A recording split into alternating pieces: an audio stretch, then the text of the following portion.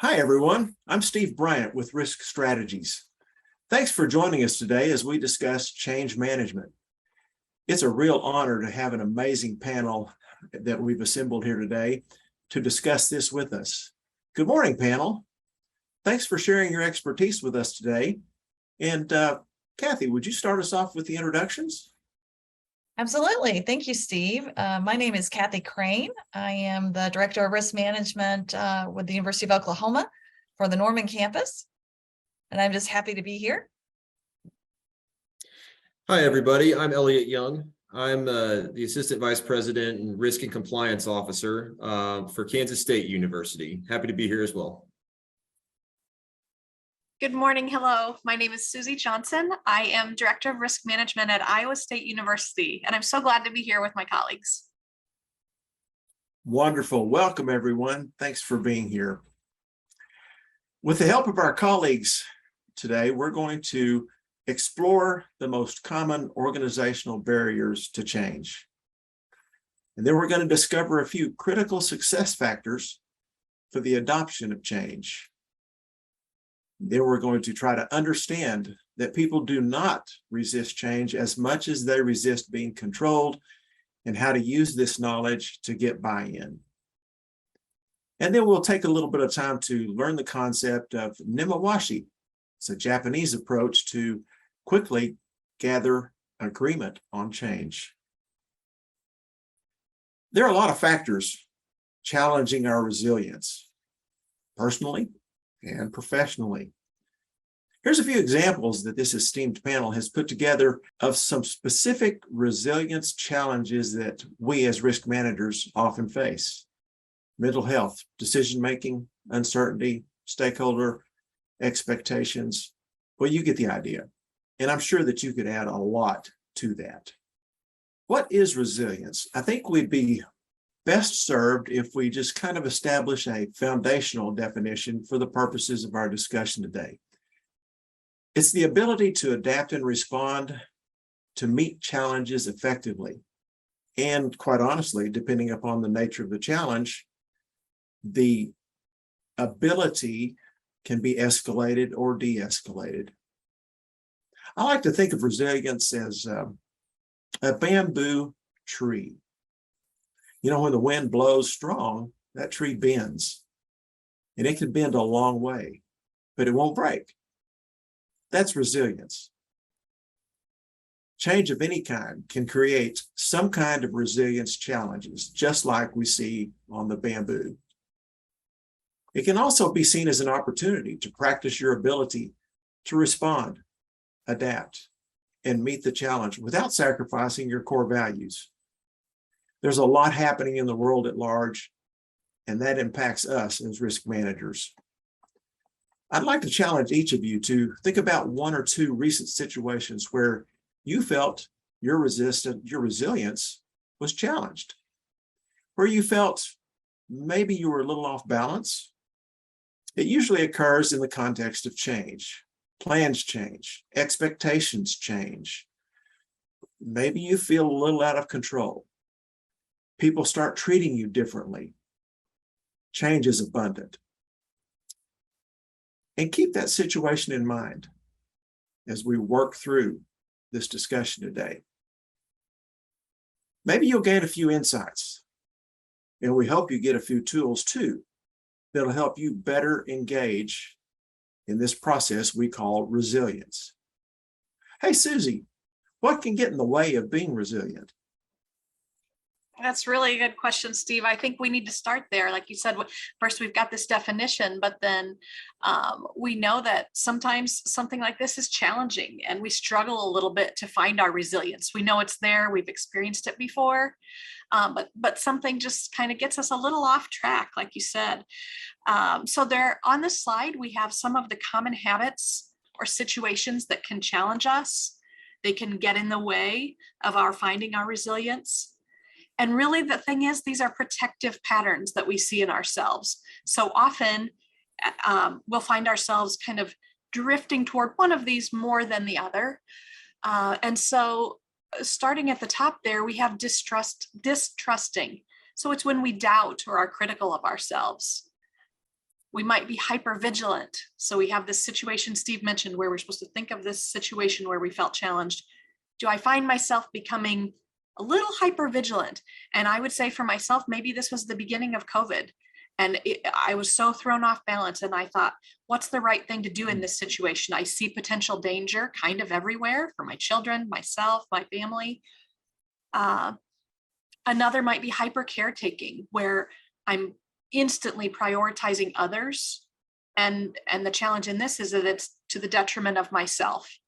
And with this one, someone pointed out to us once that this is an example that often we've heard is on an airplane, where the flight attendant tells us, you know, if those masks come out from the ceiling, I need to fit that on myself first, so then I can take care of others. Avoiding is another one that gets in the way. I'll say for myself, this is a particular one that I find as a pattern where I think I'll do my best work at the last minute. So I avoid something because at the very last minute, it'll all come together for me. Defending, maybe I'm reacting quickly. And as it says right here on the slide, by digging in your heels to self-protect. Again, these are protection patterns. Our body's trying to help protect us in a challenging situation. But if we see this, that it's getting in the way, then we can help address it in ourselves. And then the last one here is attacking. It's being aggressive in a way that for others then can feel like a personal attack. And again, if I'm a little off balance and I find myself feeling anxious or upset, my words, my demeanor might come across as more attacking to someone else than I really intended it. So that's why we look at this first to say, can you see a certain pattern here in myself so that I can acknowledge it and maybe address it more quickly next time? And so on the next slide, we ask, what protective patterns do you see in yourself? And I think I admitted to a few of these, but then how do we move to a place of being in this protective pattern? How do I move to a place where I feel more centered? And I'm wondering if some of the other panelists have experienced this a little bit. Is there one of those that you see in yourself most? And how do you move away from it? Susie, I would say for myself, distrusting is my protective pattern. I question myself. You know, I tend to doubt my decisions and start to doubt my abilities. You know, I fall into that imposter syndrome where I just don't believe anything that I can do. And you know, really the way I can get more centered is I just have to kind of remind myself, you know, I have training, I can handle this. I have people here that can help, and just kind of bring myself back to, you know, take a deep breath, relax, and say, yeah, it's going to be okay. I can handle this. That's usually what I do. What about you, Elliot?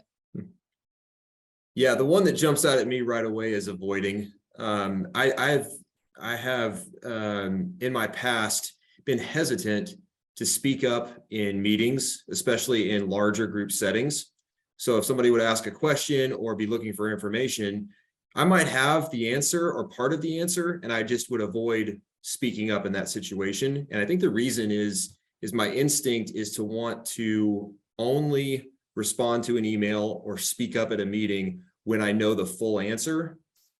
So what I've had to, you know, work on and become much better at is saying, you know what, you don't have to have the full and complete answer at every meeting. You can speak up and give some of an answer and say, you know what, I'll follow up with you in more detail later on. And that's been kind of my way of participating in meetings, continuing to engage with people, but then on the back end, follow up with more specific information. I love that. I bet that's common for others. Steve, how about you? Is there one here that you identify with? For me, it's defending. I have to confess, I have a tendency to want to dig my heels in and think that my way is the best way. And that's a real challenge for me. And I struggle with that today. Another one for me is being a little distrustful, or distrusting rather, in myself. Because if someone challenges me, I begin to think, well, did I think that through correctly? So those are a couple that I struggle with. Again, I can relate little bits to each of these. So thank you all for sharing a little bit there. And so we've noticed part of this is to just notice. And now the next thing that we can do really is to have some thought processes that can help us with these things, particularly again, bringing this back to being as risk managers. So Elliot, can you tell us a little bit about the mindsets we might adopt and think about?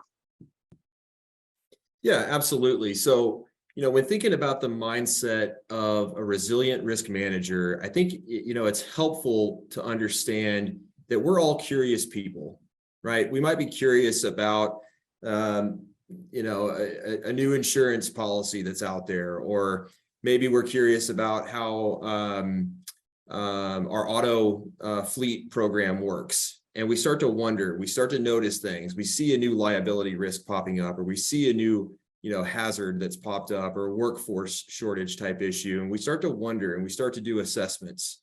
So we start to ask ourselves in this curiosity stage, what's happening? What's going on, right? What's happening at our institutions? What do I know about? And really, how is it impacting, myself, my department, but more importantly, how is it impacting the university or the college or our institution that we work for, right? So we're curious. Resilient risk managers also have to make choices. And sometimes that's tough for us, right? Like, we often are advisors. We provide guidance, we provide support, but we do at times have to take a stand. We have to commit. We have to make a decision on, what type of coverage we're going to apply, or if we're going to, what our priorities are going to be in our enterprise risk management program, right? Like, there are different things we have to think about and decide. So the question to ask yourself is, what choices do I have to make? What are my options that are out there? And then what's possible, right? So we may have a lot of goals and objectives, but if we can't realistically achieve those goals, then what's the point, right? So we have to always be thinking and asking ourselves, what do we need to be thinking about? What decisions, but also, are those realistic? And then thirdly, resilient risk managers, we have to have courage, right? We have to be willing to take a stand. We have to be willing to accept that, my instinct might be to avoid a situation, but we have to go out there and we have to be a leader on our campus. We have to be willing to take a stand on certain issues and speak up, right? So the question you want to ask yourself here is, what kind of difference do I really want to make? Do I want to be seen as a leader, as a person who can provide that support? And what kind of person do you want your stakeholders, your students, your faculty, your staff, your alumni, whoever you work with, what do you want them to think of when they think of you? How should they think of you? And hopefully the answer is somebody who is willing to stand up, have courage, and take on leadership roles at your institutions. So with that, I'm going to pass it off to Kathy to talk about some concepts around the arc of an emotional response. So Kathy? Yeah, thanks, Elliot. I just kind of wanted to walk through what happens when we're faced with change, when something happens, when we have some kind of trigger. So we all start at a centered place. We're all feeling good, everything's calm, and then something happens, some kind of stress trigger. Maybe there's some kind of change. Maybe, suddenly the temperature has dropped and you have pipes bursting in 60% of your buildings. Something has happened and there's stress. And then we go up the curve, right? We have a reaction, and these protective patterns, they are defense mechanisms, right? So we kind of fall into that naturally, our protective pattern. Like for me, it's distrust. Suddenly, like, oh my goodness, I don't know what I'm going to do. I don't know if I can handle this, right? So we fall into that pattern and we keep moving up this arc to the peak where there's going to be some kind of outburst, some kind of, it could be that, it could be that you get angry or agitated. It could be that you withdraw and you don't want to talk to anybody. Whatever your kind of protective pattern is, you're going to have an outburst, right? For some of us, it happens within minutes, hours. For some of us, it takes days or weeks, but we hit that top peak where we have the outburst. And then we start to calm down, but we go all the way past centered, all the way to depletion, to complete emotional exhaustion. And I'm sure that all of you have experienced that. This horrible feeling of you're just exhausted. We have to go all the way there before we get back to centered. And that's a terrible roller coaster ride that is no fun for anybody. The good news is there is a way to kind of flatten this curve. And that's a phrase we're all familiar with, but we can flatten this curve, make it a little easier on ourselves. So what we have to do, you start from that centered place, you still have the stress trigger, it's there, but you have to notice in yourself that you're falling into that protective pattern. You take a look at it, you realize you're moving into distrust, you're moving into avoidance, you're moving into hypervigilance, whatever your pattern is, you recognize that that's where you're headed.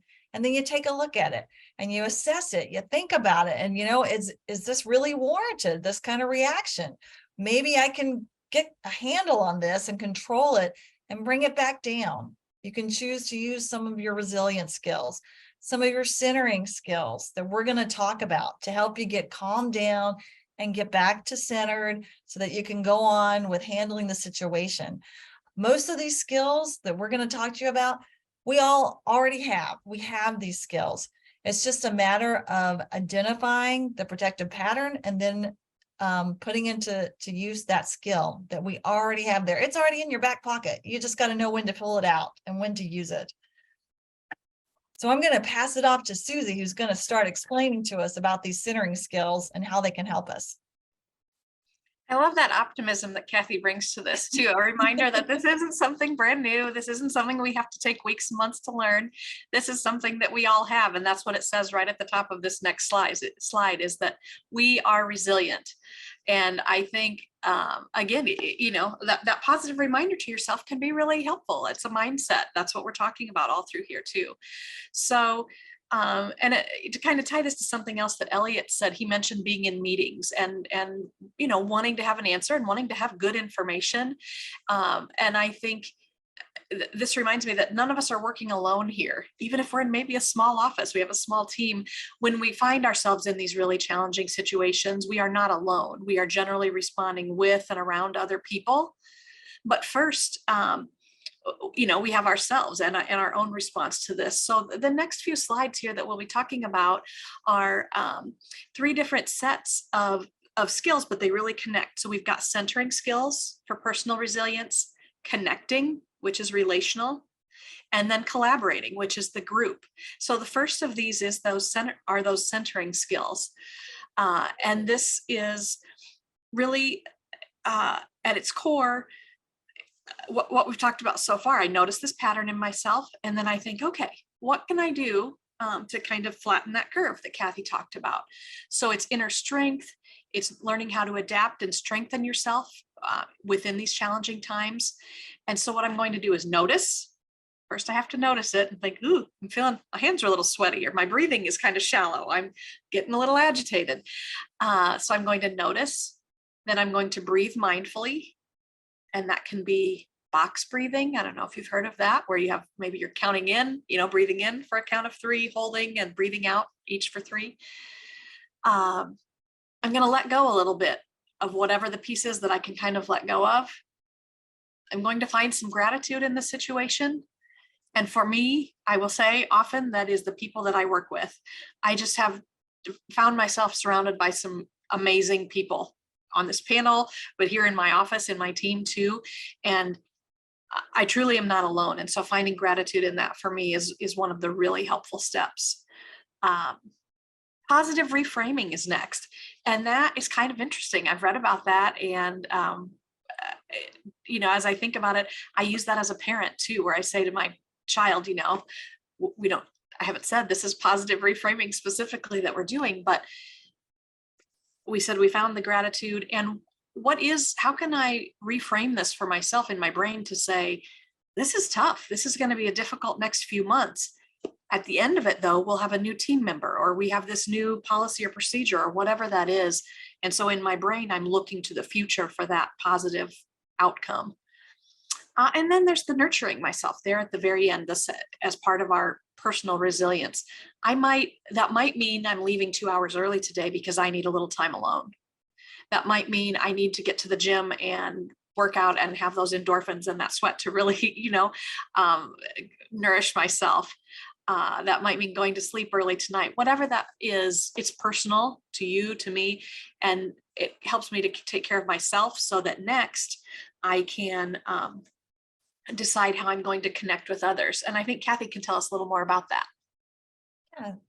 Thanks, Susie. I like that you talked about finding gratitude in your team, because that has a lot to do with being able to connect with others. And, we all know as risk managers that relationships are so important. So building those relationships, keeping them strong is going to really help you with your resilience. So I want to talk to you a little bit about how we can connect with others. The first thing you want to do is you want to notice the others. You want to think about how they're feeling. Notice what they're thinking, how they're acting, how they're reacting. You want to ask questions to make sure you understand. That's part of this heartfelt listening, which is active listening. I think that my understanding is that you feel like this. Is this what you said? That's what we want to do. We want to, kind of rephrase it and repeat it back to them to make sure that you really understand, that you're listening to what they've said. You're not lost in your own thoughts. You're really listening and understanding. You definitely want to do that. Then when we do that, we can start to empathize with the other person. Put yourself in their shoes. Do you feel what they feel? You definitely want to make sure you're doing that and you're thinking about what they're doing. And then you want to choose kindness. Sometimes when you reach out to someone, they may react with rudeness, they may react with anger, but if you just come back with kindness, if you keep responding with kindness, it's going to put yourself into this virtuous cycle that eventually you're going to reach a connection there, and that's going to build some trust, and it's going to help this connection get stronger. And I know that's hard to do sometimes when people come at you without kindness, but you got to stay in that mindset of, I'm going to choose kindness over everything. You also want to speak authentically. Always be honest, respond honestly, even if it leaves you vulnerable, which sometimes it does. And I know that's scary to feel vulnerable. But if you do that, if you are authentic in the way that you respond, you're going to build trust, and it's going to create this really strong connection so that you have a relationship that can last through all the problems, all the stress. It's so important to do that. Don't be afraid to say, I don't know, but I'm going to find out. Sometimes that's the answer. Tell the truth. The truthful answer is that, I don't know right now, but I'm going to find out and I'm going to help you. Just make sure that you stay true to that. If you don't speak honestly, then people will stop trusting you and stop listening to you. This is just so important for building, resilience, is to have these skills where you can connect to other people. Once you're able to do that, we can get to collaborating. And Elliot is going to tell us a little more about that. Thanks, Kathy. Yeah, so, risk managers, we often find ourselves as part of committees or collaborative working groups. We might even find ourselves leading some of those, despite the fact that we're not necessarily the risk owner on the group, but sometimes we do find ourselves leading a group or facilitating a group to make sure that the work continues moving forward. So when we think about collaborating skills, we want to think about, how do we maintain our vision, our purpose, and the collective goals that we're trying to address? We pull together collaborative working groups for a reason. We need people from around our institutions, maybe including external stakeholders, to help us solve problems, right? So this empowers us to express ourselves safely and freely, but to make sure that we maximize everyone's contributions in the group. So that's kind of the first thing here, is noticing the group. So whenever I lead a collaborative working group, I like to reintroduce who's in the group, the purpose for being there, and just remind everybody quickly, what is the purpose of our group? What are we hoping to achieve by working together? And by doing that, you give everybody an opportunity to remember what their purpose is there, how they can help the overall team, how they can help the group move the objectives forward. I always try to make sure I appreciate the contributions that people are making. If you pull together the right group, everybody's going to contribute in a meaningful way. but they need to know that. They need to understand that the work that they're doing is well appreciated. So you want to make sure and call that out to folks. You want to seek agreements when you can. Now, often groups don't have 100% agreement, but you want to try to make sure that people, you know, at the end of the day, at least understand the direction that you're going, that what your purpose is, and that we might not fully agree, but we're still moving in a good direction. And then once you do have, you know, sort of your game plan, your agreement in place, you want to honor what those commitments are. By doing that, you start to build trust. You start to build respect, and you start to be able to expand the work that the group is doing, again, towards meeting those objectives. And lastly here, you want to make sure that when you're collaborating, that you're contributing intentionally. I know people have been on committees or working groups where sometimes we get lost and we trail off, or we lose sight of what our tasks really are. But again, I think that's where a group who, you know, has a good vision and has a good purpose and has everything outlined clearly, and people know their roles, they can contribute very intentionally. So that gets us to, you know, the concept of change management. And I'm sure, you know, the concept of change management isn't brand new, but I think it's good to have just a basic understanding that it's first and foremost about people and their capacity to change. So anybody who has led a new initiative or has launched a new program, maybe it's a new contract life cycle management system, maybe it's a new international travel registration system, you know, whatever it may be, you can put a new system out there, you can have a new policy in place, and that's all great. But the real work is really about working with the people. It's really about helping them understand the value and what to do and who to work with. And that requires a lot of time, it requires a lot of effort. But if you go through a true change management process where you're focusing on the people, that's where you can actually see things moving forward. So don't worry, this is not a complicated math problem, but it does give you a basic formula for thinking about, you know, how we affect change. So if you think that change is essentially, you start with dissatisfaction. So we don't have something, or we're doing something wrong, or we're inefficient in something. You say, you know what, we need some change in that area. Well, just being dissatisfied doesn't get you anywhere. You have to have vision. You have to have a vision for where you want to go and how you're going to get there. And then you have to develop a plan. All right. So this starts with really breaking the status quo. You know, oh, we have a legacy system that's been in place for 30 years, or we've always managed contracts the same way, or we never have collected, you know, contracts centrally before. Well, maybe we need to change that. So that's all good. We understand change is important, but I'm sure everybody can think of an example where people have resisted change because it's uncomfortable. It's something new, and we don't always know where it's going to take us. So, you know, as a risk manager, there are definitely going to be times when we have to confront this, where we have to understand that there might be dissatisfaction, but then how do we develop that vision, and how do we develop that plan to move us forward?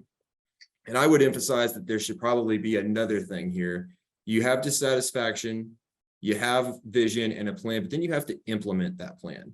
You have to execute it, and you have to actually go do the work. And then maybe even a fifth one, you have to monitor the effectiveness, right? To see if it's actually working, and then reevaluate moving forward. So when I think about, just to sum this up, when I think about change, you know, we can think about it in sort of, you know, as a simple type of formula. But I think it's important to remember that all of these things have to happen if you're going to affect change. So with that, I will pass it off to Kathy to go through the concept of Nimawashi. Thank you, Elliot. Nimawashi, it's a great concept. Comes from the Japanese word that actually means turning the roots. It's a kind of a simple definition of it.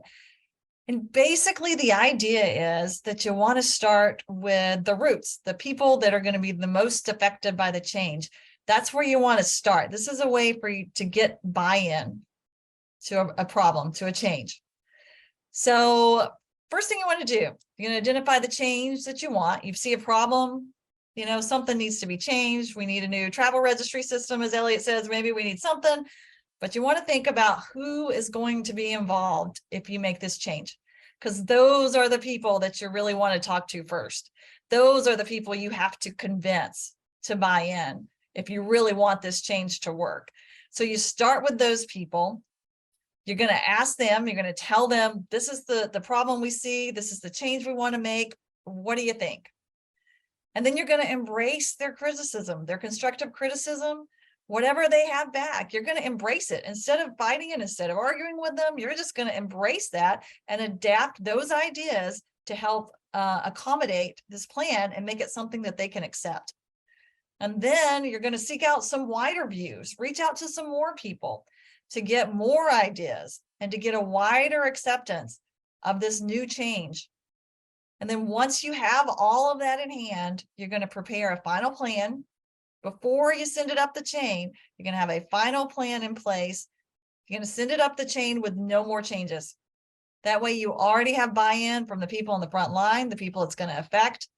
So this is going to save you, it's going to reduce the risk of the idea because you've already got some buy-in. It's going to reduce the time required to actually make the change because the people it affect are already on board. They're happy to do it. It's going to increase the involvement of other people. People are more likely to accept change when they know that they had some input. And it's going to increase the likelihood of success of your new program.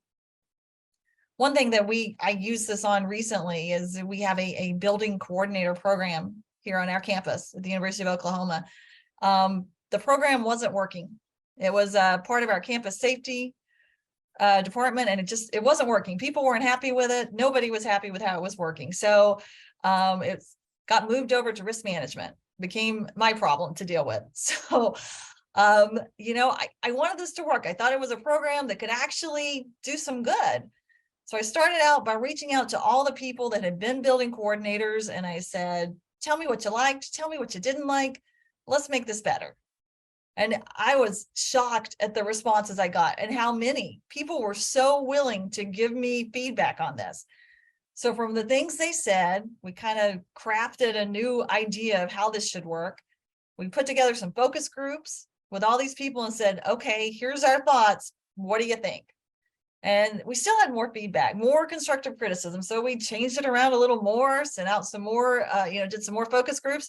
And by the time we were ready to start this thing and started off in July, we already had buy-in of, like 98 people who had been building coordinators. They were on board. They loved the new program. So when we started it off, when we had our kickoff meeting, we had all these people there that were happy to do it, that are now great supporters of this whole program. This is, just starting with that, starting with asking people, what do you want to change? How do you like it? And listening when they tell you what's going on. That was a great way to get the buy-in and to really make this program a success. And all of that goes back to our collaborating and centering and, building relationships. It all goes back to that. But you use all of those skills, use Nemawashi, and you can get a program that you can get buy-in and you can make it work. And now I'm going to pass it up to Susie, who's going to kind of lead us into some closing thoughts here. That's such a great example, Kathy. What a huge outcome for you and being able to look back at kind of what you did, yourself and with the group to achieve that. It's still early, Susie, so maybe we'll check in again in a year, but let's hope. Well, Elliot told us that needed to be part of the process too. So we get it in place, but then we have to check back. So that's a good point. Well, I think, this quotation we have on these next two slides is so interesting.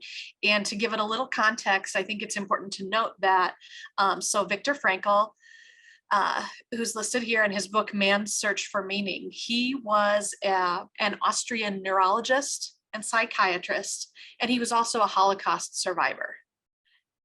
And I think of some of the challenges we've talked about here and finding, finding resilience in a situation. And certainly if there was a need to find your way through a challenging situation, I think that that would have been a tremendously stressful and challenging situation, of course.